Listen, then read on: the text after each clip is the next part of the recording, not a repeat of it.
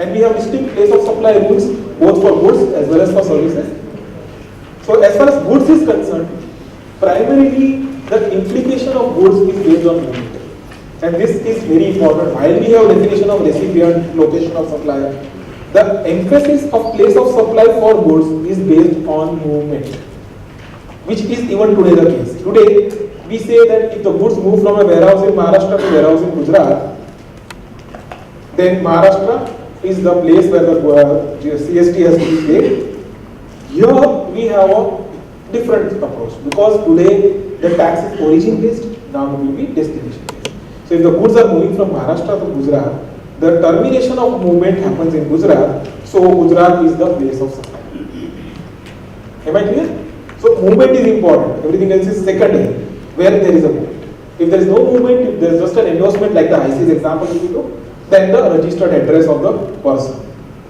And otherwise, if it's goods which are there, but there is no need for a movement, so like for example, if it's a sale of business and within that there are multiple assets involved, then the location of the goods in those cases. So this is the basic law. Then we'll go to the specific sections. I think Parth will look it out for us. Under the current model law, the place of supply for goods, they say, where the supply involves movement of goods, whether by the supplier or the recipient, or by any other person, the place of supply of goods shall be the location of the goods at the time at which the movement of goods terminates for delivery to the recipient.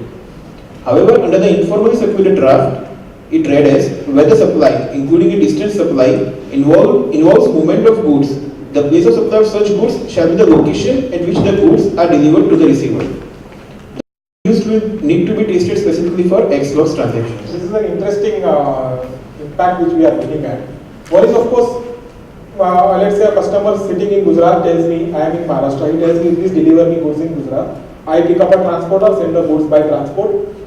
Life is simple. The movement of goods, the termination of the movement of goods happens in Gujarat. The place of supply is Gujarat. Location of supplier is Maharashtra. So I will pay IGST in the state of Maharashtra. I will tag Gujarat TIN number. So the tax will go to the Gujarat state. It's simple. Problem is the underlying sentence. Movement of goods terminates for delivery to the recipient. Now, especially when you look at, this is a simple example, I undertake the obligation to deliver. But many companies say that, look, I will sell only X works. You come here, you want the goods, you arrange your own transporter, you do whatever you want.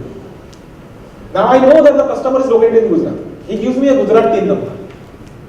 As of today, these are treated as interstate supply because we are using the word causes movement of goods. Sale causes movement of goods. That is the technical language used in the CST Act for interstate supply.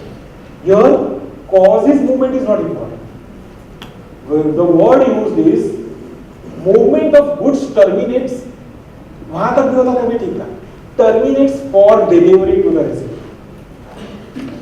So, if I have a situation where a Gujarat person admittedly taking the goods to Gujarat comes to my factory, takes delivery of the goods here, arranges his transporter, brings his transporter, and from my factory that transport vehicle goes to Gujarat. Whether this will be treated as interstate or whether it will be treated as local, intrastate. That is a concern. If you read this, delivery to the recipient has happened in Bombay. So, movement of goods actually starts after delivery here. So, technically it becomes local. It has a big complication because that person is registered in Gujarat. Yes, and he wants a credit in Gujarat. So, he will then externally try to convert that so that IGST gets. Yes, but people don't want to do that. Factories don't want to take that obligation. Because there's an aspect of risk during movement. There's an aspect of other issues involved in that. So maybe vendors now can insist for IGST more because the input availability will be easy. Yes, but let's say if I am a supplier and I tell you this is a live thing happening with refineries. Refineries never want to take any obligation. They say X refinery, you take the goods. That's it. I don't care what you want to do. Because my products are inflammable.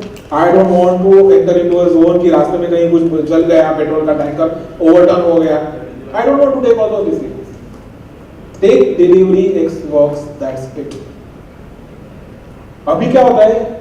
Because we are able to explain a transport proof, we say that this delivery caused the movement from my refinery to Gujarat. And therefore, against C form, I used to sell. Moving forward, whether that will be permitted is a question. And if no, whether the two parties, there is a loss of credit. If you change it from Xbox to delivered goods, there is no problem. But if you are not able to change it because there are various reasons why you may not be able to change it. If you are not able to change it, then there is a concern. So whether possible, people will try for IGST kind of. Yes, because IGST credit will flow. In SGST the credit doesn't flow. Correct. So I think here we have sent a representation saying that this needs to change, and I think the initial draft was better wherein we use the words goods are delivered and stop at that, not to the receiver. So movement termination up to that is fine, but insisting that the termination of movement for delivery to the recipient is a concern and it will result in a blockage of flow or a discouragement of XWorks transactions. So which is not ideally, it's interfering into business structures. Let's go to section 5.2a. This is where your CCOI comes. Where the goods are delivered by the supplier to a recipient or any other person on the direction of a third person, whether acting as an agent or otherwise, before or during movement of goods, either by way of transfer of documents of title to the goods or otherwise, it shall be deemed that the said third person has received the goods, and the place of supply of such goods shall be the principal place of business of such person. So this is all your selling, transit, ICs, everywhere where there is a transfer by of documents or any other mode of delivery, three parties involved. For the second party, there will be a deemed receipt of goods, and the deemed receipt of goods will be at the principal place of business. Again, the question comes, I might have 10 principal place of businesses in 10 different states. Then what do I do? My belief would be you would have a choice. You can choose any of them, and the one which you choose is the place where the GST flow will happen. Because essentially this is a conduit. So you can have the conduit through Maharashtra, you can have the conduit through Karnataka, it really does not matter. Please be touched upon. Does not involve. Yeah. Where the supply does not involve movement of goods, whether by the supplier or the recipient, the place of supply shall be the location of such goods at the time of the delivery to the recipient. Which is fair, I don't think that's a big concern. Next one, again interesting.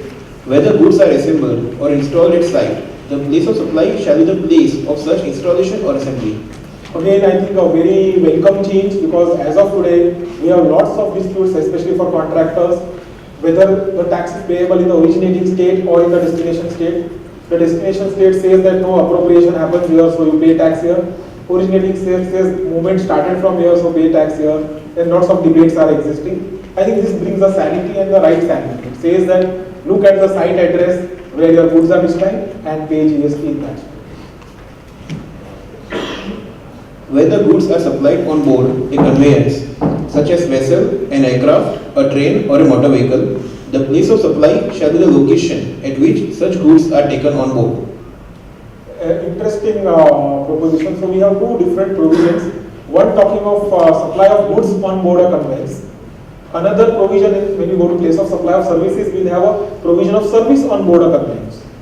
But nowhere is it defined what is meant by on board a conveyance. So mostly what happens is, especially when you look at an aircraft, typically you deliver food to the crew of the aircraft. Whether that supply is a supply on board a conveyance. According to me, no. It is a supply in general. Supply on board a conveyance would mean a situation where the airline sells you the food, the crew sells you the food when the aircraft is in operation.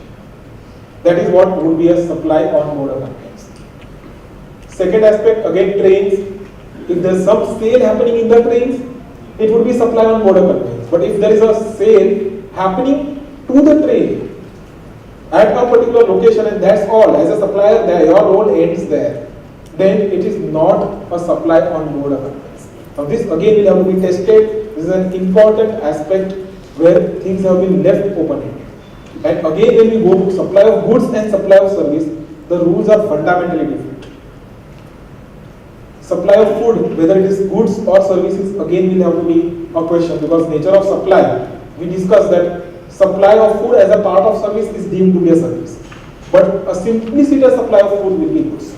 So all these three things will result in some complications in this way. According to me, this rule will primarily apply to the aircrafts and to the railways or that agency. Unless that agency is actually involved in the actual work within the transit, this would be not applicable. That's how I would look at it.